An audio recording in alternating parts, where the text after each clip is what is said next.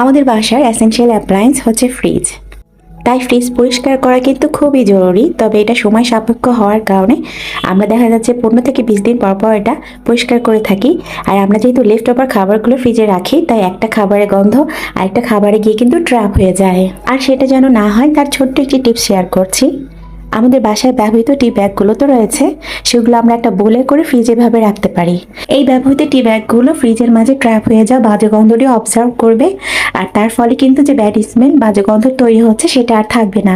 আশা রাখছি টিপসটি আপনাদের কাজে আসবে। ডিম সিদ্ধ করে নেবার পর মাঝে মাঝে খোসা ছাড়াতে গিয়ে কিন্তু অনেক বেশি সমস্যায় পড়তে হয়। দেখা যায় ডিমের অংশ সহ খুলে আসে। তো সেটার জন্য ছোট্ট একটি টিপস শেয়ার করছি। আমরা ডিমগুলোকে একটা বোল বা বাটিতে নিব, এরপর একটু হালকাভাবে ঝাঁকিয়ে নিব। আর এর ফলে হবে কি, ডিমের খোসাগুলো আপনার হাত দিয়ে আর ছাড়িয়ে নেবার প্রয়োজন হবে না। আপনি দেখবেন অটোমেটিকলি ডিমের খোসাগুলো ছেড়ে আসবে। তো আশা রাখছি ছোট টিপসটিও আপনাদের কাজে আসবে।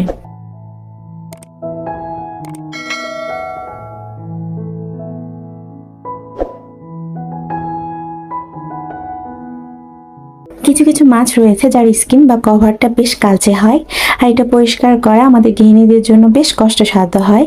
তবে আমরা যদি পেঁপের খোসাটাকে একটু ছোট ছোট করে কেটে ব্লেন্ডারে বেটে তারপর শিং মাছ থেকে শুরু করে যে ধরনের মাছগুলো কভার বা এর একটা পারদ রয়েছে যেটা কালচে ধরনের হয়ে থাকে, সেটাকে মাখিয়ে 15 থেকে 20 মিনিট পর নর্মাল পানি দিয়ে ধুয়ে নিতে পারি, আপনি দেখবেন কোনো ধরনের ঘষাঘষি ছাড়াই মাছ কিন্তু একদমই ধবধবে সাদা হবে। আশা রাখছি ছোট টিপসটিও আপনাদের কাজে আসবে।